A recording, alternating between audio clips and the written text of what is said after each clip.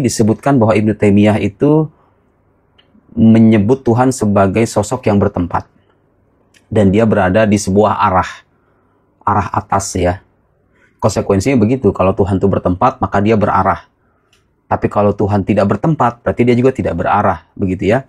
Kemudian dia juga menyebutkan bahwa Allah Subhanahu wa Ta'ala itu berbicara dengan suara. Dan itu bertentangan dengan ajaran Ahlussunnah wal Jamaah yang menyebutkan bahwa kalam Allah itu tidak terdiri dari huruf dan suara, karena huruf dan suara itu adalah sesuatu yang hadis, dalam arti ada dari ketiadaan. Sementara Tuhan adalah zat yang qadim, yang tidak memiliki permulaan. Mana mungkin sesuatu yang tidak bermula bertempat pada dirinya sesuatu yang memiliki permulaan. Oke?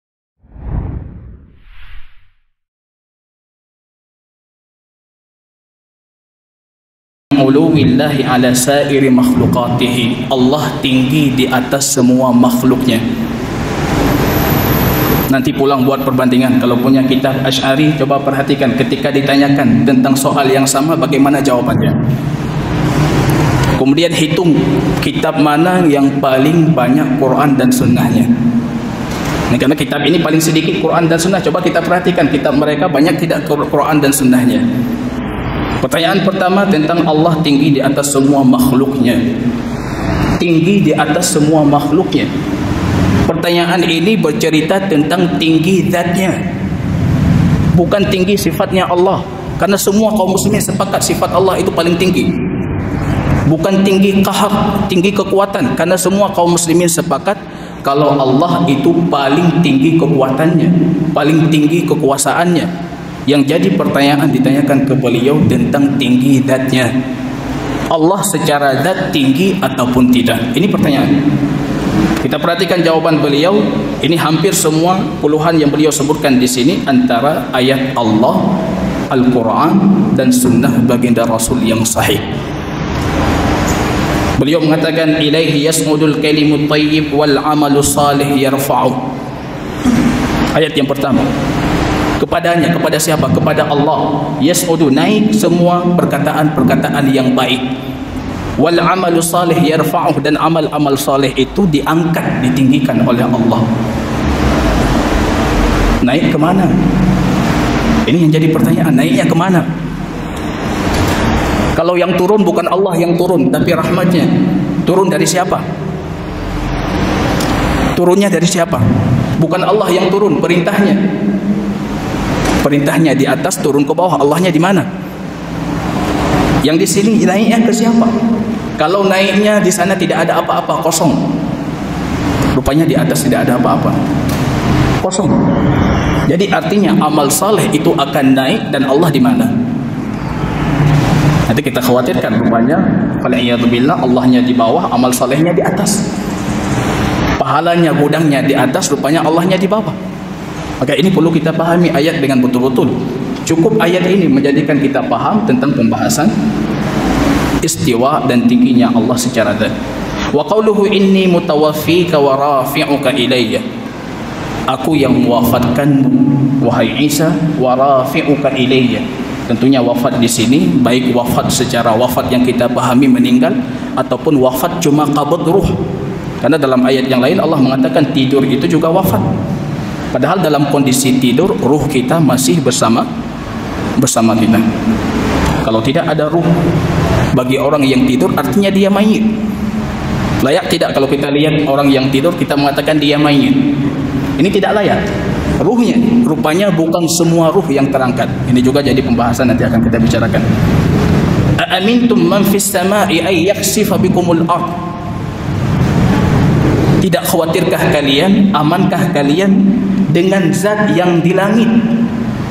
Ini fis sama harus kita pahami. Jangan nanti diceritakan Tuhan Wahabi, Tuhan Salafi itu kayak Tuhannya Senggokong. Jadi duduk berbarengan di langit. Apa maksud di langit fis sama?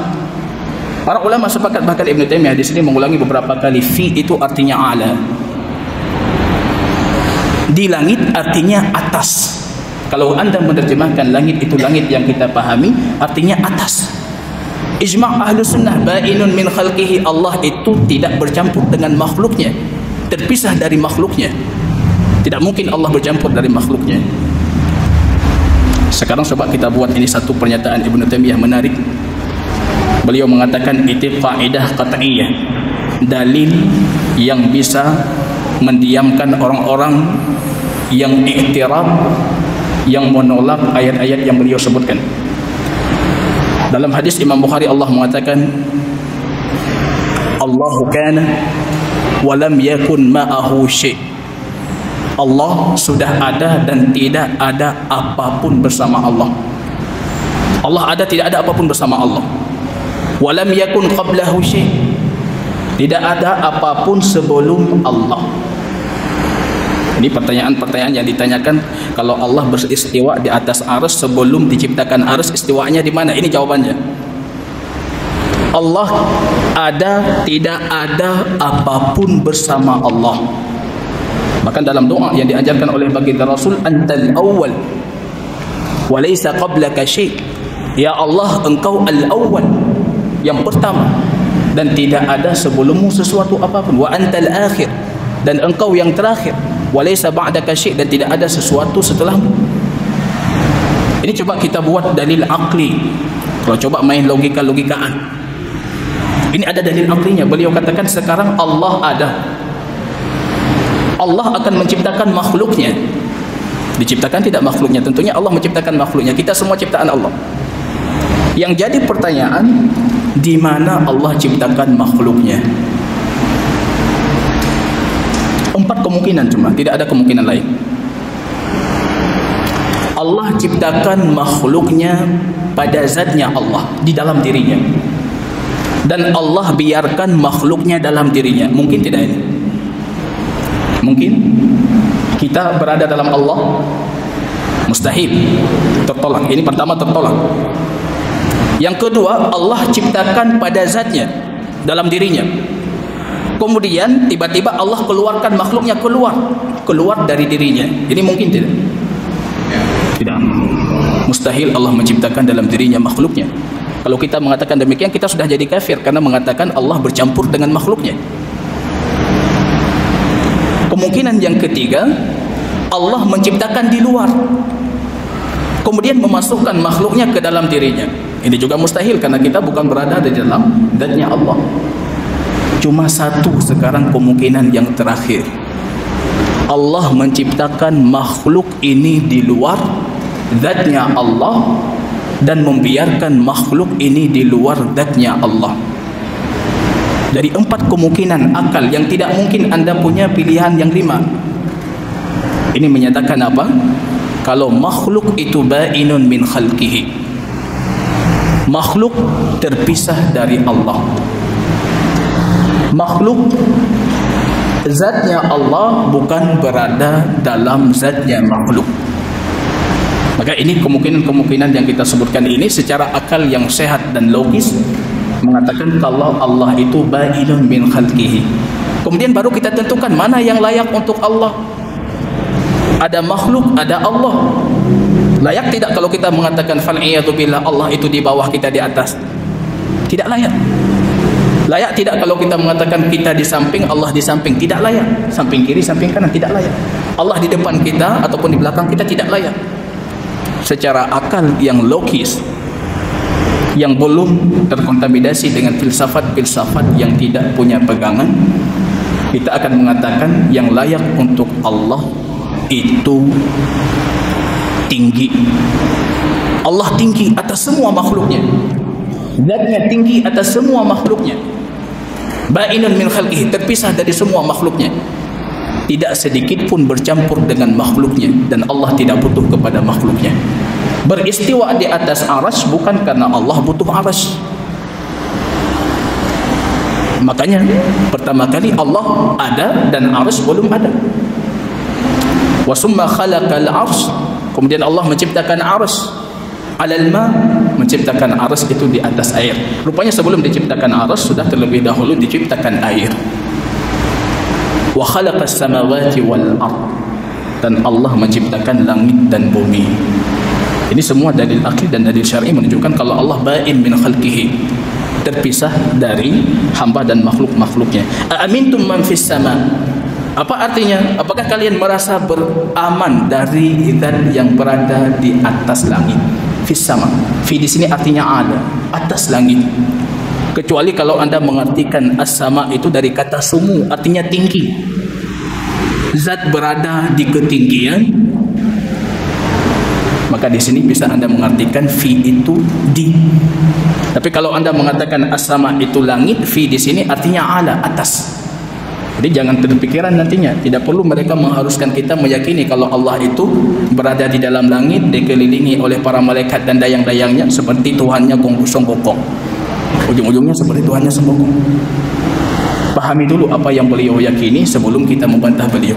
Maka tidak menarik kalau kita membaca buku lawannya, yang kita baca buku musuhnya. Baca bukunya. Hari ini bukan karena saya Wahabi saya membaca Majmu' Fatawa. Karena mereka mengatakan kitab ini sesat, saya pelajari kitabnya. Saya tidak membaca buku karya orang lain yang bermusuhan dengan Ibnu Taimiyah. Kita pelajari apa yang beliau sebutkan. Amintum man fis sama.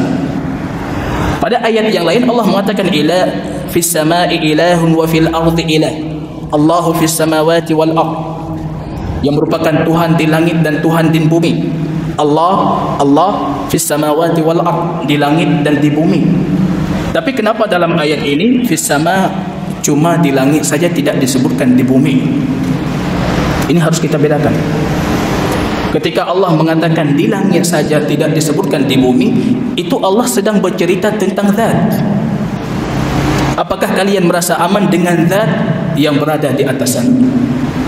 Ini bercerita tentang zat, bukan bercerita tentang liputannya Allah secara keilmuan. Fis sama ilahun, Allah Tuhan di bumi, Allah Tuhan di langit. Wa fil ardi ilahun, dan Allah Tuhan di bumi. Itu artinya Allah ilahun ma'luhun. Ini artinya ismul maf'ul, artinya yang disembah. Allah disembah di langit dan disembah di bumi, bukan Allahnya di langit dan di bumi. Ini bukan bercerita tentang zat, bercerita tentang ma'iyah. Ini menarik, salah satu di antara mereka mengatakan Salafi itu kurang piknik, baca dalilnya cuma 2-3 dalil, kemudian dalil yang lain dilempar. Ataupun dengan bahasa kasarnya, salah satu di antara mereka mengatakan mereka membohongi umat. Baca 2 dalil, 3 dalil, kemudian dalil yang lain digelap-gelapkan, disama-samarkan. Bahkan justru hari ini kita akan perhatikan siapa yang menjadikan Al-Quran ini ayat teka-teki dan siapa yang menjadikan Al-Quran ini petunjuk. Rupanya banyak di luar sana mengatakan ini artinya tidak jelas, kita tidak memahami. Seolah-olah Al-Quran itu ayat teka-teki. La raiba fi. Padahal Al-Quran ini petunjuk dan tidak ada sedikit pun keraguan di dalamnya. Maka kalau Allah mengatakan Allah di langit, cuma mencukupkan di langit, itu artinya zat. Kalau tidak, Allah akan melanjutkan di langit dan di bumi. Allah fis samawati wal ard, itu artinya Allah Tuhan yang disembah. Disembah di mana? Di langit dan juga disembah di bumi. Ini bukan berbicara tentang zat, berbicara tentang ma'iyah. Ini bercerita tentang ma'iyah, bercerita tentang kebersamaan. Bersama tidak mesti harus selalu dibarengi. Bersama tidak mengharuskan selalu dibarengi. Maka doa kita ketika kita keluar dari rumah tadi menuju majlis ta'lim, kita mengatakan anta sahibi fis safar. Doa seorang musafir, ya Allah, engkau sahib, rekanku di dalam perjalanan, wal khalifati fil ahad, dan khalifahku, penggantiku untuk keluargaku di rumah. Bagaimana bisa Allah bersama kita dan Allah juga di rumah? Ini mustahil secara akal. Tapi ini maksudnya al-ma'iyah, kebersamaan. Muhammad Rasulullah walladzina ma'ahu asyidda'u 'alal kuffar rahama'u bainahum. Muhammad itu Rasulullah, walladzina ma'ahu, orang-orang yang bersama Muhammad. Siapa yang bersama Muhammad? Bukan cuma sahabat, kita juga bersama Muhammad, tapi jasad kita tidak bersama Muhammad. Ini ma'iyah, kebersamaan, tapi bersama Muhammad dalam keimanan, bersama Muhammad dalam syariat. Asyidda'u 'alal kuffar, kita keras untuk orang-orang kafir, rahama'u bainahum, dan kita saling berkasih sayang di antara bersama mereka. Ta'rujul malaikatu warruhu ilaih, para malaikat ta'ruj, mi'rajnya para malaikat naik ilaih, kepada siapa? Kepada Allah. Warruh, dan ruh naik kepada siapa? Kepada Allah. Dalam salah satu kitabnya Imam Bukhari rahimahullah, dalam kitab tarikhnya, beliau menyebutkan satu hadis yang diperselisihkan oleh para ahli ilmi tentang urujur ruh. Ketika kita tidur, dalam hadisnya disebutkan rupanya ruh kita itu naik ke atas. In kana tahiran yasjudu inda arsyihi. Kalau kita dalam kondisi bersuci, ruh kita itu sujud di sisi arsy-Nya Allah. Wa in kana ghairi tahirin fa ba'idun an. Kalau tidur dalam kondisi belum bersuci, rupanya ruh kita jauh sujudnya dari arsy-Nya Allah. Ini hadisnya diperselisihkan, sebagian para muhaddisin mensahihkan. Yang menariknya di sini, ruh ketika kita tidur, yang Allah sebutkan di dalam Al-Quran, mutawaffikum, yang Allah wafatkan kalian ketika tidur. Allah wafatkan kita. Kita mayit, maka doa kita bangun dari tidur, bagaimana doanya?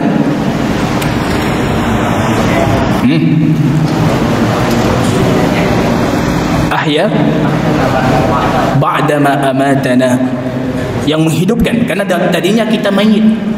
Apa bedanya mayit dengan orang yang tidur? Ruh mayit keluar, ruh orang yang tidur itu keluar. Ruh orang yang tidur keluar, ruh mayit keluar. Bedanya apa? Rupanya ruh mayit itu keluarnya kulliyan, secara sempurna keluar, maka tidak ada lagi kehidupan di jasad. Orang yang tidur masih bisa ngorok, masih bisa ini, masih bisa itu, padahal ruhnya kadang-kadang sedang sujud, ta'ruju ila sama, sedang naik ke atas.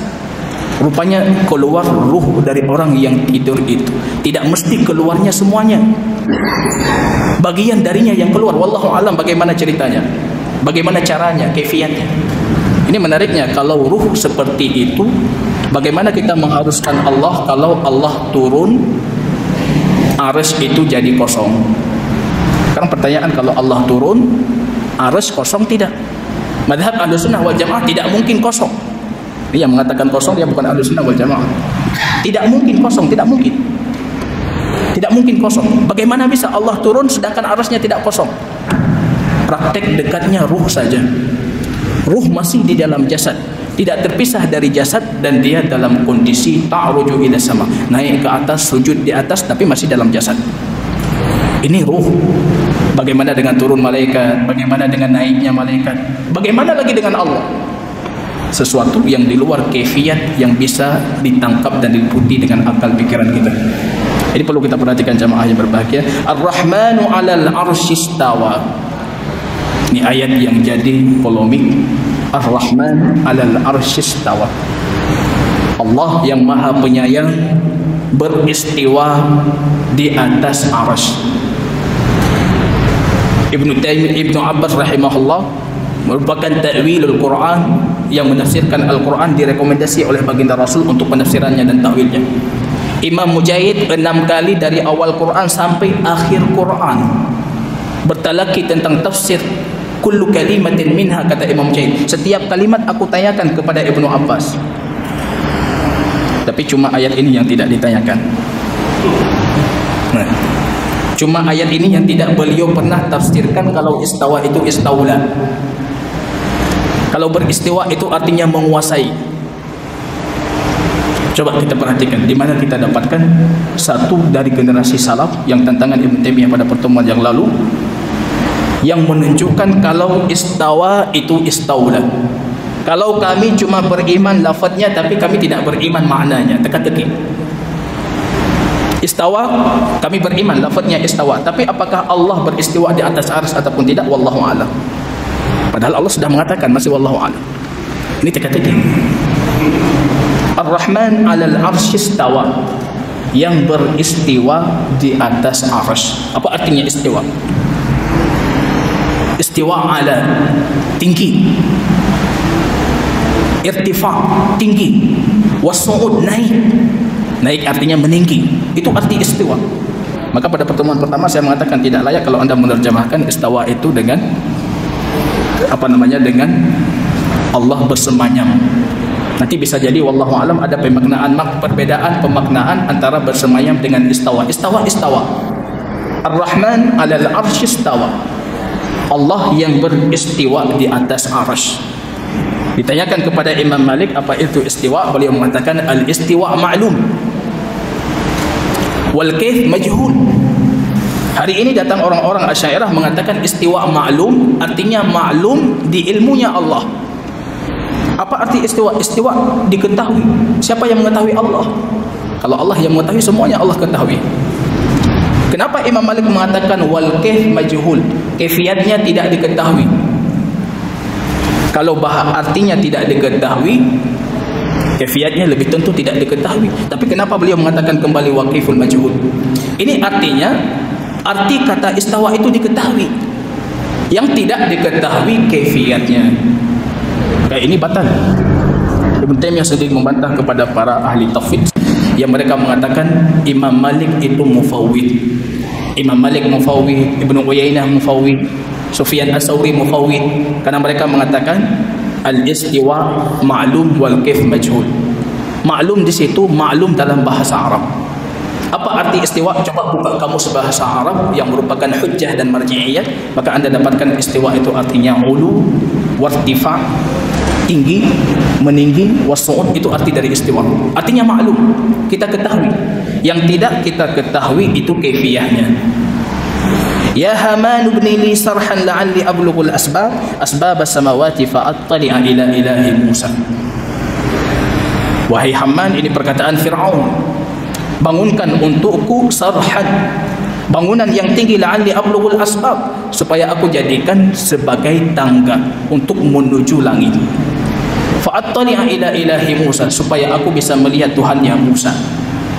Kalau kita perhatikan dalam kitab Jawahir Tauhid, Imam Sanusi berdalil dengan hadis ini untuk membantah Ibnu Taimiyah. Dalam kitab kita ini, Ibnu Taimiyah berdalil dalam hadis ini untuk membantah Imam Sanusi dan rekan-rekannya. Mereka mengatakan apa? Siapa yang mengatakan Allah di langit itu seperti Fir'aun. Perhatikan dalam kitab Imam Sanusi, dalam kitab Jawahir Tauhid. Siapa mengatakan Allah di atas dan menuju ke atas maka kafar, dia sudah kufur, keluar dari Islam. Termasuk video terakhir yang sedang heboh juga, dia mengatakan siapa yang mengatakan Allah di atas arsy kafir. Kalau kita perhatikan rupanya Abu Hanifah dalam fiqh akbarnya, beliau ditanyakan bagaimana pandanganmu tentang orang yang menafikan Allah beristiwa di atas arsy. Beliau mengatakan dia kafir. Bagaimana tidak kafir? Ratusan dalil yang dia nafikan, ratusan dalil dia tolak, ratusan hadis dia bantah, bagaimana dia tidak jadi kafir? Hari ini justru kebalikannya. Siapa yang mengatakan Allah beristiwa di atas arsy, dia kafir, jangan nikahkan anak kalian. Nah, wallahu ta'ala. Bahkan dalam hadis ini kita perhatikan dalam ayat ini, ya Haman, bangunkan untukku bangunan yang tinggi, aku jadikan sebagai tangga untuk menuju langit supaya aku melihat Tuhan yang Musa. Kenapa Fir'aun memerintahkan Haman membangun bangunan tinggi supaya bisa melihat ke langit? Mustahil perintah ini datang kalau Musa tidak mengatakan Tuhannya di atas. Ketika Musa mengatakan Tuhan aku di atas, maka Fir'aun mengatakan kalau di atas sekarang aku lihat. Ini jangan jadi dalil sebaliknya. Ini jadi dalil sebaliknya. Padahal ini dalil untuk menguatkan kalau Allah itu di atas. Tanzilun min hakimin hamid, turun dari hakimin hamid. Dari siapa turun? Quran turun dari siapa?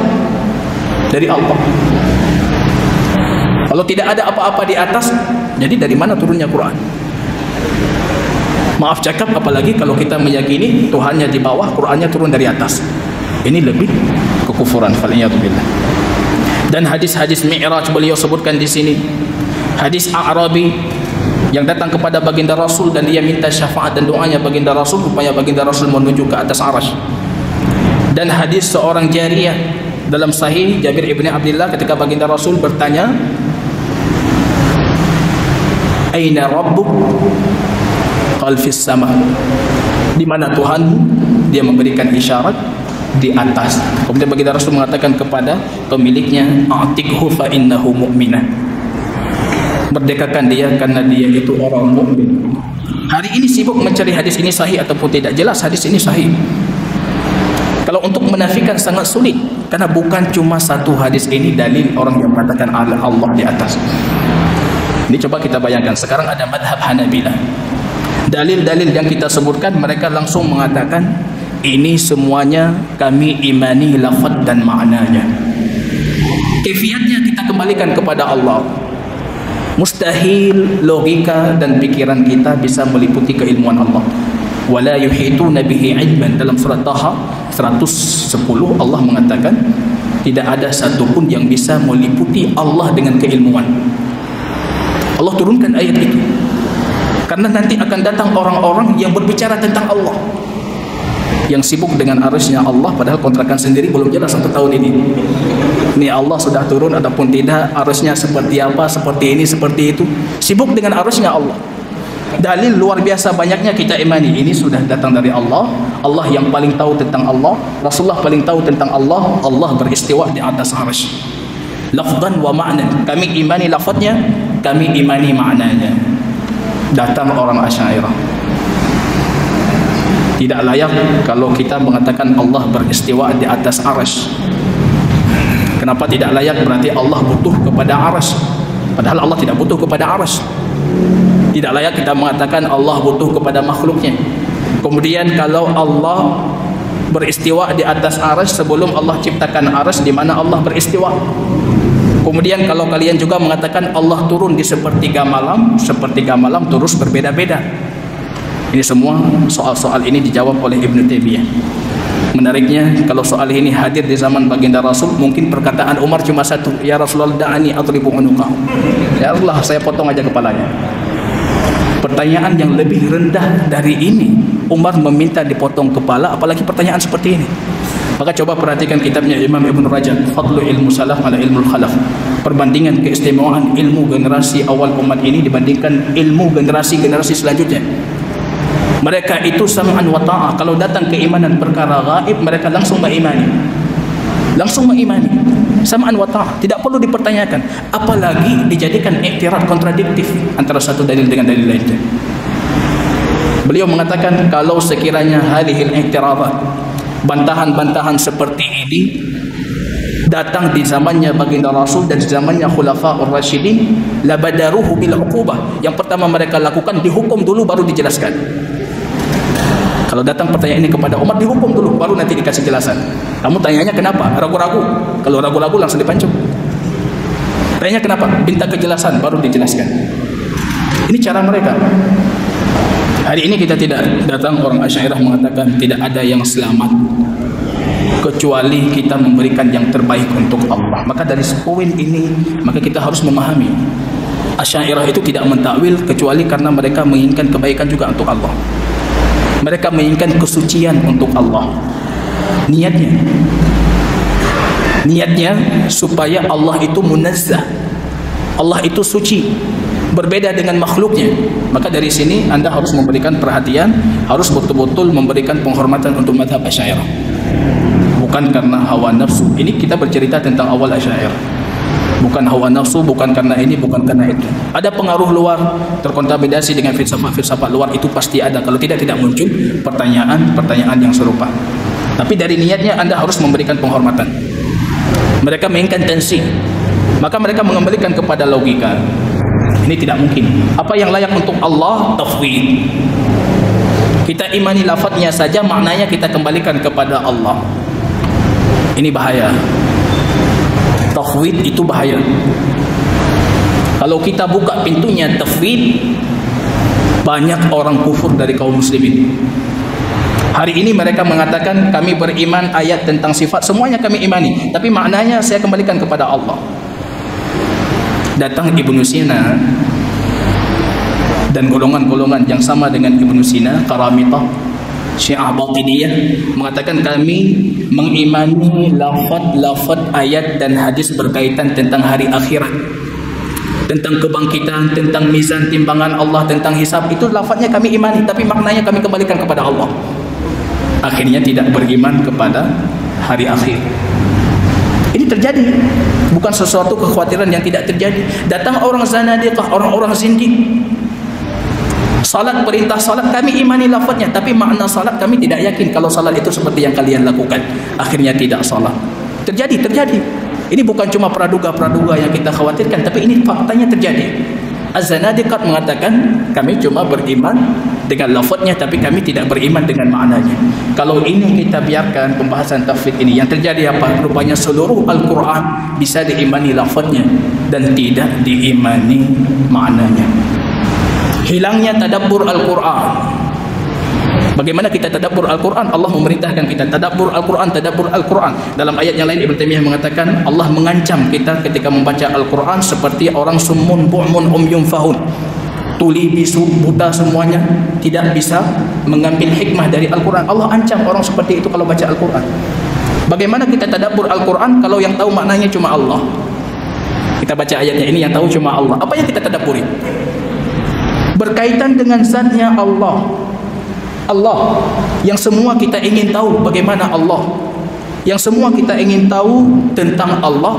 Tapi rupanya ayat yang bercerita tentang Allah semuanya teka-teki, tidak diketahui maknanya. Ini tidak tahu maknanya. Sudah berkaitan dengan Allah, ini tidak tahu maknanya. Kalau berkaitan dengan makhluk, semuanya maknanya jelas. Tapi berkaitan dengan yang paling kita cari tahu, maknanya tidak jelas. Yang lebih parahnya lagi, mereka mengatakan maknanya tidak jelas. Kalau kita tetapkan maknanya seperti zahirnya, maka Anda menjadi musyabbihah dan menjadi mujassimah. Apa tasbih dan tajsim? Ini sudah pernah kita jelaskan. Itu salah satu jalan menuju kekufuran. Sekarang kita beriman dengan makna yang Allah tuturkan membawa kepada kekufuran. Tapi baginda Rasul tidak pernah menegur. Baginda Rasul tidak pernah memberikan wanti-wantian kepada kita. Ini bagaimana mungkin? Tidak pernah baginda Rasul negur. Kalau sekiranya seperti yang mereka katakan, kalau kalian mengatakan Allah beristiwa di atas arsy, maka kalian sudah menjadikan Allah seperti makhluk. Tentunya akan datang penjelasan dari baginda Rasul. Istiwa itu bukan istiwa yang lahirnya.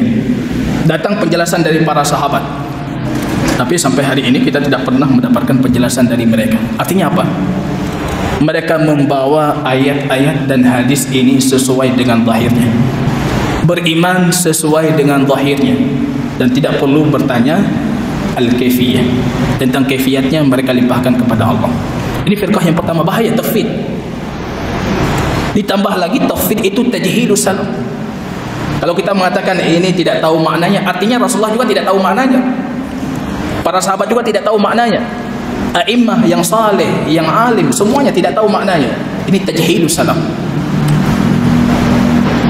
Maka Syekh Abdul Muhsin Ibn Badr mengatakan kalau kita bermadhab tafwid, setidaknya ada 3 kesalahan yang kita lakukan. Kita mengatakan madhab tafwid itu madhabnya salaf, madhabnya para ulama terdahulu. Ini yang pertama, kita sudah melakukan pembodohan terhadap diri sendiri karena tidak tahu madhabnya salaf. Yang kedua, tajhilus salaf, kita sudah membodohkan generasi salaf. Kita mengatakan mereka tidak tahu. Seolah-olah mereka itu wa minhum ummiyun. Di antara mereka orang-orang ummiyun dalam surat Ali Imran, di antara wa minhum ummiyun, tidak mengetahui dari kitab illa amaniyah. Yang tidak mereka ketahui dari kitab kecuali cuma huruf-hurufnya saja.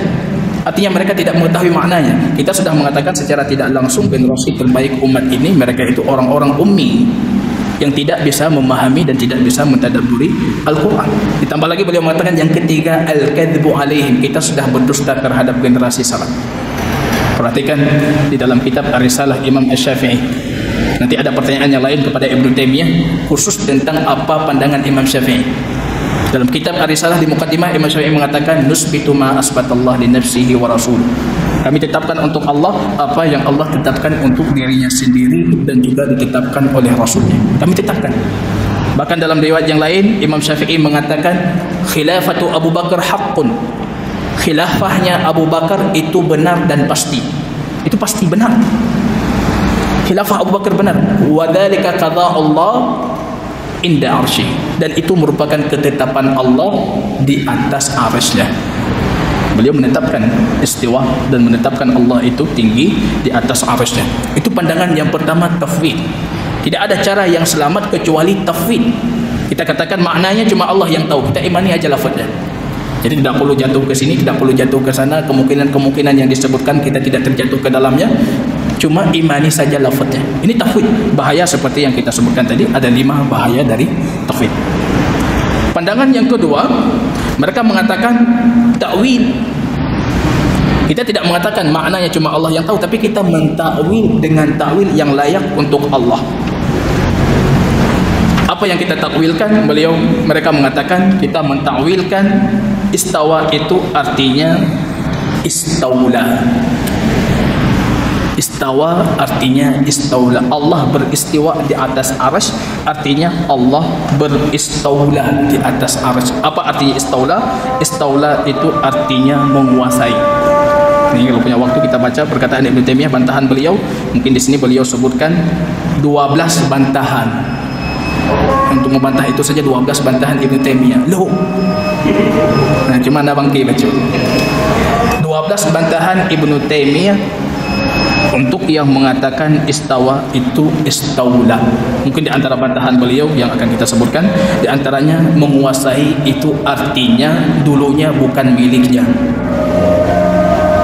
Amerika menguasai Indonesia, dulunya Amerika bukan milik Indonesia. Tidak ada cerita Amerika menguasai New York. New York memang miliknya, untuk apa dikuasai? Amerika menguasai Indonesia, Indonesia bukan miliknya. Allah menguasai Arsy. Jadi Arsy itu dulu milik siapa? Kenapa Allah harus menguasai? Siapa yang merebutan Arsy dengan Allah? Kira-kira siapa? Ini kalau kita mengatakan istawa itu istaula, rupanya pegangan mereka satu bait syair dari perkataan Akhtal. Kita tahu Akhtal itu salah satu syair jahili, Jarir, Akhtal, dan satu lagi Jarir, Akhtal, 3 syair Islam yang hadir di masa Islam. Syairnya itu dijadikan hujjah dalam bahasa Arab. Jarir, Akhtal, satu lagi ada yang tahu namanya. Cuma masalahnya Akhtal ini dia Nasrani. Secara bahasa, kalau dia sudah berbicara bahasa Arab, walaupun dia Nasrani, bahasa Arabnya hujjah. Kenapa? Karena dia hadir di awal-awal keislaman ataupun di awal masa abad pertama Hijriah. Siapa yang berbicara di abad pertama Hijriah, bahasa Arabnya itu hujjah, bisa dijadikan dalil. Maka bahasa Arabnya bisa dijadikan dalil. Rupanya bait syair ini sudah dipelesetkan. Kalau tidak dipelesetkan, maka bait syair ini bisa dijadikan hujjah. Summa stawa Bishrun 'alal Iraq min ghairi sayfin wala dabin mihraq. Ini bait syair. Kemudian si Bishr, kita tahu Bishr ini penguasa Irak. Istawa 'alal Iraq, dia menguasai Irak min ghairi sayfin, tanpa pedang dan tanpa darah yang tertumpahkan. Di sini lafaznya istawa artinya menguasai, maka mereka mengatakan istawa itu artinya menguasai. Padahal kalau kita kembalikan kepada yang aslinya dari bait syair ini, kita dapatkan bukan lafaz istawa di situ, istaula. Lafaznya istaula, menguasai, bukan istawa. Tanpa dengan adanya huruf lam, istaula. Ini kalau kita kembalikan kepada lafaz aslinya, istaula. Walaupun mungkin Akhtal ini kita tahu Nasrani, akidahnya saja tidak jelas, bagaimana kita jadikan dalil untuk kita jadikan pegangan dalam akidah kita? Semua dalil ratusan kita tolak semuanya, kita akhirnya berdalil dengan satu dalil dari orang Nasrani yang Tuhannya saja belum jelas. Kemudian kita jadikan ucapannya sebagai dalil, dan itu akidah yang kita yakini. Ini diantara tambahan bantahan Imam Ibnu Taimiyah rahimahullah kepada mereka yang mengatakan istawa itu artinya istaula. Kita cukupkan di sini. Subhanakallahumma wa bihamdika asyhadu an la ilaha illa anta astaghfiruka wa atubu ilaik. Assalamualaikum warahmatullahi wabarakatuh. Sampai jumpa kembali di War Islam Channel.